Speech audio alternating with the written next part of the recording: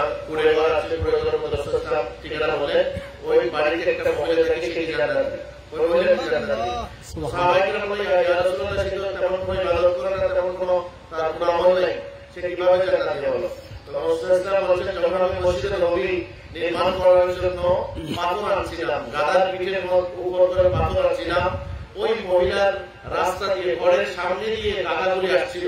তখন ওই মহিলা চিন্তা করলো, আমি তো মসজিদে নববী তৈরি করার জন্য পাথর তো নিতে পারছি না, আমার সেই সামর্থ্য নাই, শক্তি নাই, আর আমার টাকা পয়সাও নাই যে মসজিদে নববী দান করবো।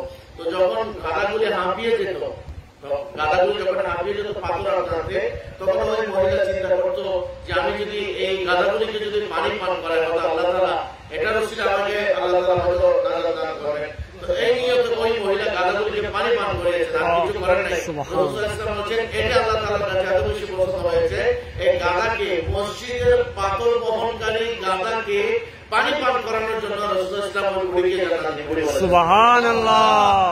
আমরা তো মসজিদের এখানে তো সবাই যারা আছেন, সবাই কিছু না কিছু তো দিবেন মসজিদ তৈরি করার জন্য, এবং আমিও নিজে যেখানে মসজিদ তৈরি হয় সেখানে কিছু দিতে চাই, এবং আমি মসজিদের জন্য কিছু দেব ইনশাআল্লাহ। আল্লাহু আকবার, ইয়া রাসূলুল্লাহ, ইয়া গোসল আযম জিন্দাবাদ, জিন্দাবাদ।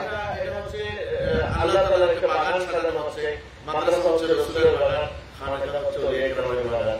আমরা ওলি একরামের বাগান থেকে যদি আল্লাহ বাগান সাজানোর জন্য যদি কিছু না করি, তাহলে আর কে করবে? তো আমরা যতটুকু পারি ততটুকু সহযোগিতা করি, যেহেতু মসজিদে রাসূলুল্লাহ সাল্লাল্লাহু আলাইহি ওয়াসাল্লাম গাদাকে পানি খাওয়ানোর কারণে